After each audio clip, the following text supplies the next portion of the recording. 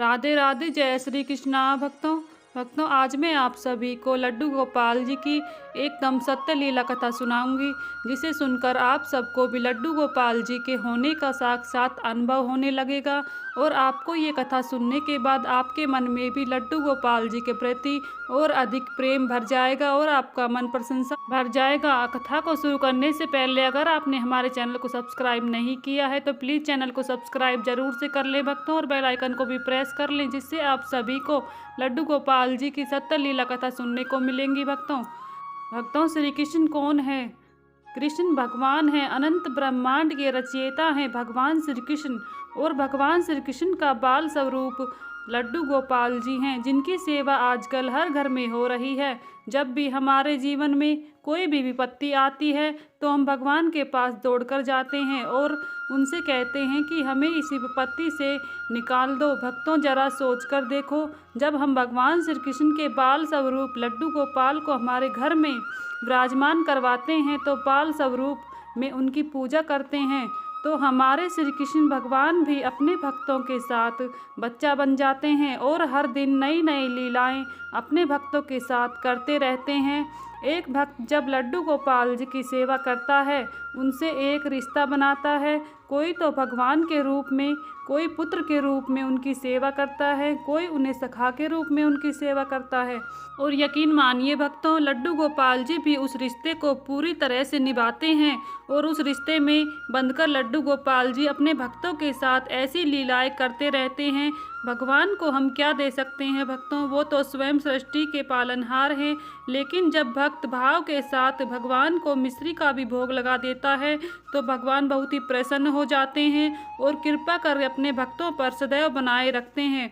भक्तों लड्डू गोपाल जी की सेवा हम सब अपने घर में करते हैं तो उनको मौसम के अनुसार वस्त्र पहनाते हैं, मौसम के अनुसार उनको नहलाते हैं और पूरी सेवा उनकी मौसम के अनुसार अपने घर में करते हैं।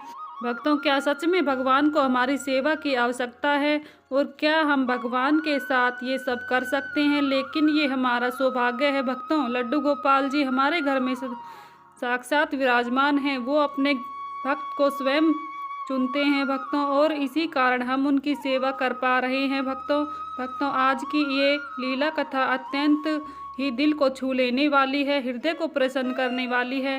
कृपा करके इस लीला कथा को आप बड़े ही प्रेम पूर्वक सुने भक्तों, और भगवान पर विश्वास करके इस कथा को आप सुने। और आपने हमारे चैनल को सब्सक्राइब नहीं किया है तो प्लीज़ चैनल को सब्सक्राइब कर लें भक्तों, और बेल आइकन को भी प्रेस कर लें ऐसी ही सुंदर लीला कथा सुनने के लिए। जब आप इस कथा को पूरा सुनेंगे तो आपको लड्डू गोपाल जी के साक्षात होने का अनुभव होगा भक्तों। आज ये कथा हमारे साथ शेयर की है दिल्ली के रहने वाली अंजू शर्मा ने। अंजू जी कहती हैं, मेरी उम्र 40 वर्ष है, मेरा ससुराल और मायका दिल्ली में ही है। मेरे ससुराल में मेरी सासू माँ, मेरे ससुर जी और पति और मेरे 3 बच्चे हैं। मैं अपने मायके के बचपन में ही पूजा पाठ का माहौल देखा है। मेरे मायके में जगन्नाथ जी की नित्य सेवा होती है। शादी से पहले कभी मैंने नहीं सोचा था कि मैं कभी लड्डू गोपाल जी की पूजा करूंगी, पर लड्डू गोपाल जी के बारे में मुझे सब कुछ पता था कि उनकी सेवा कैसे होती है। जिस प्रकार से हमारे घर में जगन्नाथ जी की सेवा होती थी, उसी प्रकार से लड्डू गोपाल जी की पूजा होती है। पर कहते हैं ना, लड्डू गोपाल जी अपने भक्त को स्वयं चुनते हैं, जिनसे सेवा लेना चाहते हैं वो स्वयं लेते हैं। लड्डू गोपाल जी को जिनके घर जाना होता है तो वो स्वयं ही पहुंच जाते हैं, कोई न कोई लीला करके। हमारे साथ भी बिल्कुल वैसा ही हुआ। हमारी शादी के बाद हम वृंदावन धाम दर्शन करने के लिए गए। दर्शन करने के बाद वहां हम दुकान पर कुछ खरीदारी करने के लिए पहुंचे तो दुकान पर हर तरफ लड्डू गोपाल ही दिखाई दे रहे थे। वहां पर बहुत ही सुंदर एक विग्रह लड्डू गोपाल जी का दिखाई दिया, जो मुझे बहुत ही पसंद आया और मेरे मन को वह भा गया। इतने प्यारे लड्डू गोपाल थे, मेरी नज़रें उनसे हट ही नहीं रही थे। मुझे ऐसा लग रहा था कि मैं इन्हें अपने घर लेकर चलूं, पर क्या हमारे चाहने से लड्डू गोपाल जी हमारे घर आ जाएंगे? बिल्कुल भी नहीं। जब तक लड्डू गोपाल जी स्वयं अपने भक्तों को नहीं चुनते तब तक हम उन्हें घर नहीं ला सकते। पर यहाँ तो मेरे लड्डू गोपाल कोई ना कोई लीला करना चाहते थे। वो नहीं चाहते थे कि मैं उन्हें अपने साथ अपने घर लेकर जाऊं। अंजू जी कह रही हैं, मेरी बहुत इच्छा थी मैं इन्हें अपने घर लेकर जाऊं। मुझे पता था अगर मैं लड्डू गोपाल अपने घर ले जाती हूं तो कोई भी इसमें मुझे रोकेगा नहीं। मेरे ससुराल वाले पूजा पाठ अधिक करते थे, फिर भी न जाने क्यों मैं कुछ कह नहीं पा रही थी। तभी एक आश्चर्यचकित घटना मेरे साथ घटी। मेरी बेटी कहती है, मम्मी मुझे वो मूर्ति चाहिए। तभी मैं अपनी बेटी से कहती हूँ, बेटा वो मूर्ति नहीं है, वो लड्डू गोपाल जी हैं, साक्षात भगवान जी हैं। मेरी बेटी फिर से जिद करने लगती है और रोने लगती है, मम्मी मुझे वही लड्डू गोपाल जी लेकर दो, मैं घर लेकर जाऊंगी, मैं उन्हें गोद में लेना चाहती हूँ। इस तरह से कहकर मेरी बेटी रोने लगी। तभी मेरी सासू माँ कहने लगी, बिटिया इतना जिद कर रही है तो ठाकुर जी को ले लो, हम सेवा कर लेंगे। तभी हमने लड्डू गोपाल जी को लेकर घर आ रहे थे। ट्रेन में मैं बैठ चुकी थी और सोच ही रही थी, जो लड्डू गोपाल मुझे भा गए थे वही मेरी बेटी को भी अच्छे लगे थे। इतनी बड़ी लीला ठाकुर जी ने मेरे साथ मेरे घर आने से पहले ही कर चुके थे। आज भी रोंगटे खड़े हो जाते हैं उस पल को सोचकर।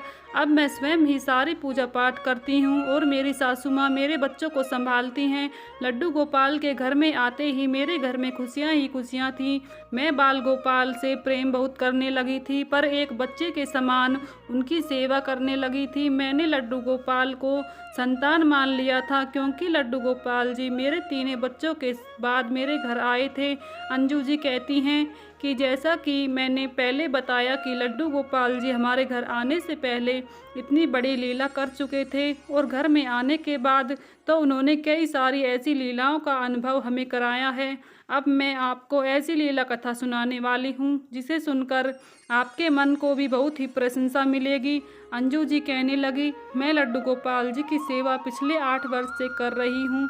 ये लीला लड्डू गोपाल मात्र 9 महीने के बाद ही उन्होंने मेरे साथ की है। मेरे मायके में नवरात्रि की पूजा पाठ चल रही थी और मेरी मम्मी अकेला सारा काम संभाल रही थी। तभी मेरी मम्मी का फ़ोन आता है और वो मुझे वहाँ पर आने के लिए कहती है।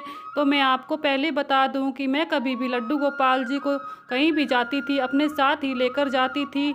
तब इसके बाद मैं लड्डू गोपाल जी को अपने मायके नहीं लेकर गई, क्योंकि मेरी सास ने कहा कि लड्डू गोपाल जी को तुम यहीं छोड़ जाओ, मैं इनकी सेवा कर लूँगी। इसके बाद मैं अपने मायके चली गई। मैं लड्डू गोपाल जी को छोड़ना नहीं चाहती थी, मन बहुत दुखी था, लेकिन मैं अपनी सासू माँ के कहने पर ही लड्डू गोपाल जी को उनके हवाले छोड़कर गई थी।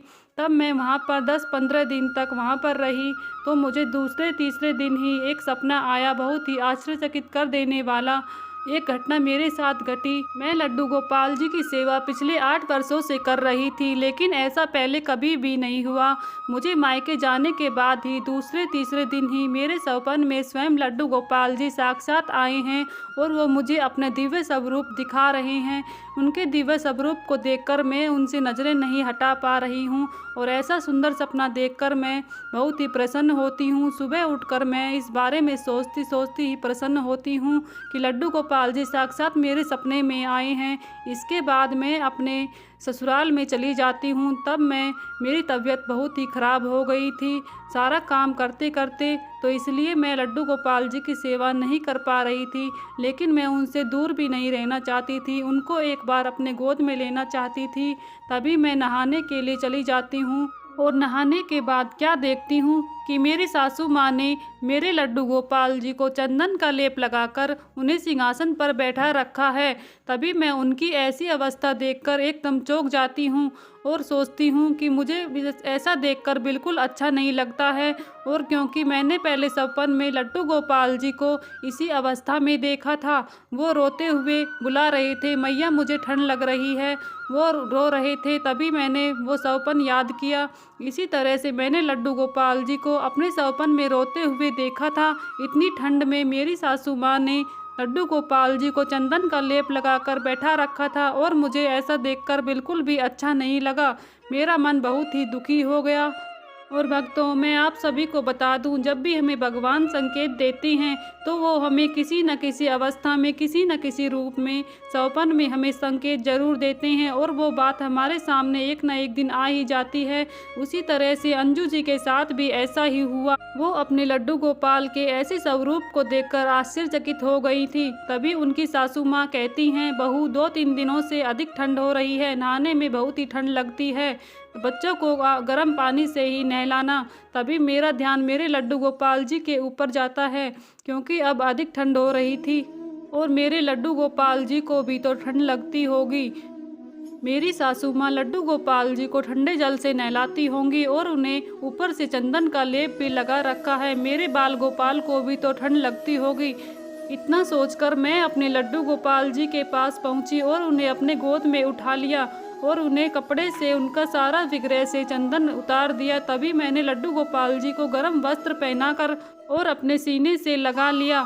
तभी मैं अपने लड्डू गोपाल को गोद में लेकर रो रही थी। मेरी आंखों से आंसू नहीं रुक रहे थे। तभी मेरी सासू माँ ये सब देखकर आश्चर्य में पड़ गई और मुझसे पूछने लगी, बहू ये क्या कर रही हो, इतना क्यों रो रही हो। तभी मेरी सासू माँ मुझसे बार बार पूछ रही थी।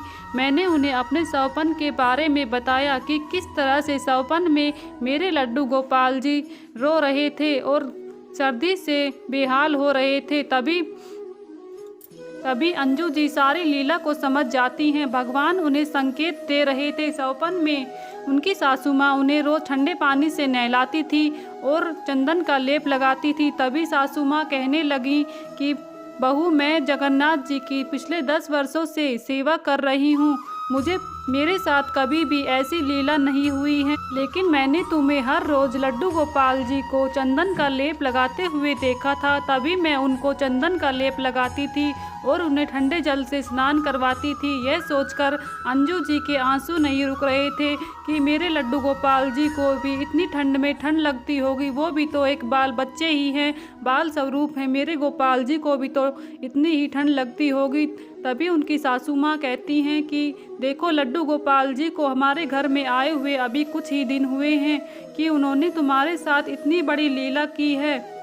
तभी अंजू जी कहती हैं, मेरी सासू माँ ने मुझे हर रोज गर्मियों में लड्डू गोपाल को चंदन का लेप लगाते हुए देखा था, तभी उन्होंने ऐसा किया है। तभी मैं और मेरी सासू माँ दोनों लड्डू गोपाल जी के समक्ष बैठ जाते हैं, हाथ जोड़कर उनसे माफ़ी मांगते हैं, अनजाने में की गई भूल का पश्चाताप करते हैं।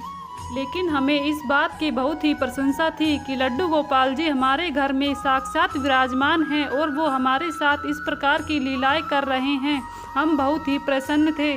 जिस तरह से एक छोटा बच्चा अपनी माँ से शिकायतें करता है, उसी तरह से मेरे लड्डू गोपाल जी ने भी मेरे सौपन में आकर मुझसे यह कहा और अपने साक्षात होने का मुझे अनुभव करवाया। तो भक्तों, ये थी लड्डू गोपाल जी की सत्य लीला कथा जो मैंने आप सभी को सुनाई है। अगर आप सभी को लड्डू गोपाल जी की ये सत्य लीला कथा अच्छी लगी हो तो प्लीज़ मेरे चैनल को सब्सक्राइब करें और बेल आइकन को भी प्रेस कर लें, जिससे आप सभी को लड्डू गोपाल जी की ऐसी ही सत्य लीला कथा सुनने को मिलेंगी। तो भक्तों, मिलती हूँ अगली वीडियो के साथ। तब तक के लिए सभी को राधे राधे, हरे कृष्णा।